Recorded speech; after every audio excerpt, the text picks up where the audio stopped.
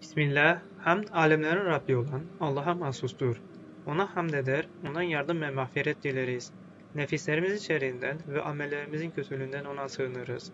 Onun hidayet erdirdiğini hiç kimse saptıramaz. Saptırdığını ise hiç kimse hidayet erdiremez.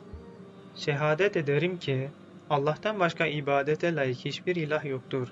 Ve yine şehadet ederim ki Muhammed sallallahu aleyhi ve sellem onun kulu ve Resulüdür. Evet çocuklar, nerede kalmıştık?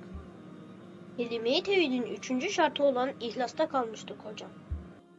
Evet Abdurrahman, İhlas nedir? Anlat bakalım. La ilahe illallah'ın bir diğer şartı da ihlastır. İhlas, inanca ve amele dönük eylemleri kabul edilmesindeki temel şartıdır. O olmaksızın imanın ve amelin kabul edilmesi mümkün değildir.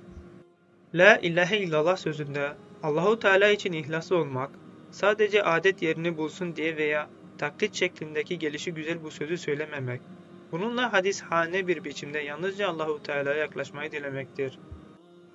Allah subhanehu ve teala şöyle buyurmuştur. O halde Allah'a, onun dinine ihlaslı olarak kulluk et. Zümer suresi 2. ayet. Resulullah sallallahu aleyhi ve sellem şöyle buyurmuştur. Kıyamet günü şefaatimle insanların en mutlu olacak olanı, kalbinden ya da içinden ihlas ile La ilahe illallah diyen kimsedir. İmam Müslim ve İmam Ahmet naklediyor. Evet Abdullah, kelime-i tevhidin 4. şartı olan sıdk, yani doğruluk, nedir açıklar mısın? Sıdık, doğruluk sözü yalanın zıddı olan doğru bir şekilde söylemektir. La ilahe illallah sözünü söylerken kalbinin diline, dilinin de kalbine uyacak şekilde doğru ve birbirine uygun olması demektir. Allah subhanehu ve teala şöyle buyurmuştur. Andolsun ki biz onlardan öncekilerini imtihan ettik. Allah elbette iman yönüyle doğru olanları da bilir, yalancıları da bilir. Ankebut suresi 3. ayet. İnsanlardan bazıları da vardır ki, inanmadıkları halde Allah'a ve ahiret gününe inandık derler. Onlar güya Allah'ı ve müminleri aldatırlar. Halbuki onlar ancak kendilerini aldatırlar. Ve bunun farkında değillerdir. Onların kalplerinde bir hastalık vardır. Allah da onların hastalığını çoğaltmıştır. Söylemekte oldukları yalan sebebiyle de onlar için elin bir azap vardır. Bakara suresi 8, 9 ve 10. ayet. Resulullah sallallahu aleyhi ve sellem şöyle buyurmuştur. Allah'tan başka hakkıyla ibadete layık hiçbir ilahın olmadığına ve Muhammed'in onun kulu ve Resulü olduğuna samimi bir kalple şahitlik eden herkes Allah ateşe haram kılar. İmam İbni Ebi Asim Sünne ve İmam İbni Battaybanen naklediyor.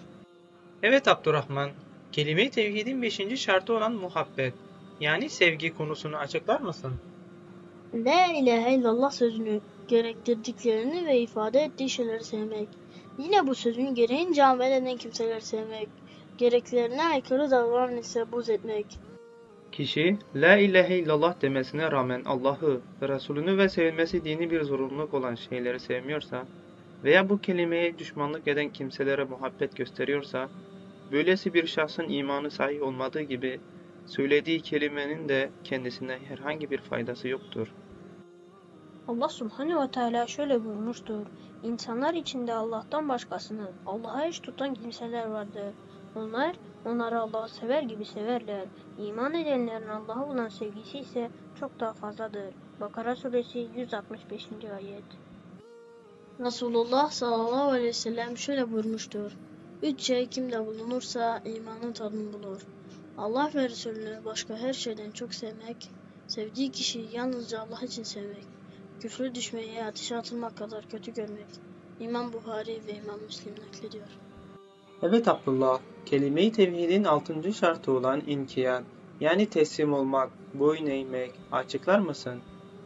İnkiyat tevhid kelimesi La ilahe illallah'ın gerektirdiği şeylere rıza göstermek, boyun eğmek ve teslim olmaktır. İman etmenin temel niteliklerinden birisi de Allah ve Resulünün emredip yasakladığı şeylere itiraz ve tenkit etmeksizin rıza göstermek, boyun eğmek ve teslim olmaktır. Allah ve Resulünün belirlemiş olduğu hükümlere rıza göstermemek, boyun eğmemek, teslim olmamak veya itirazda bulunmak asla iman ile bağdaşmayan bir durumdur. Allah-u Teala'nın emrine teslim olmayan kimse, muvahhid, Allah'ı birlemiş olamaz. O sağlam kulpa la ilahe illallah'a da yapışmış olmaz. Allah subhanahu ve teala şöyle buyurmuştur. Kim amelinde ihlas sahibi olarak kendini samimiyetle Allah'a teslim ederse, muhakkak ki o en sağlam kulpa, La ilahe illallah'a yapışmıştır. Bütün işlerin sonu Allah'a dayanır.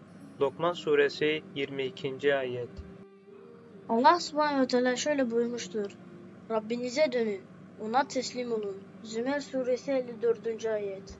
Resulullah sallallahu aleyhi ve sellem şöyle buyurmuştur.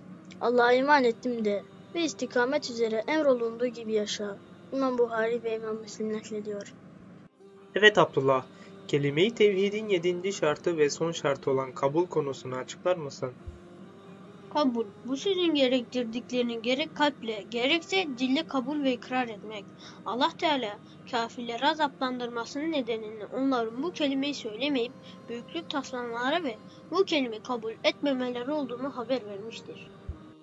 Allah subhanehu ve teala şöyle buyurmuştur. Çünkü onlara Allah'tan başka ilah yoktur denildiği zaman kibirle direnirlerdi.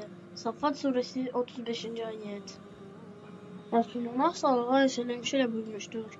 Nefsim elimde olan Allah'a yemin ederim ki arzusu benim getirdiğime tabi olmadıkça hiçbiriniz iman etmiş olmaz. İmam Buhari naklediyor. Anlaşılacağı üzere saydığımız bu şartlar yerine gelmediği sürece La ilahe illallah onu söyleyen kimseye fayda vermez ve sahibinin Müslüman olması için yeterli olmaz.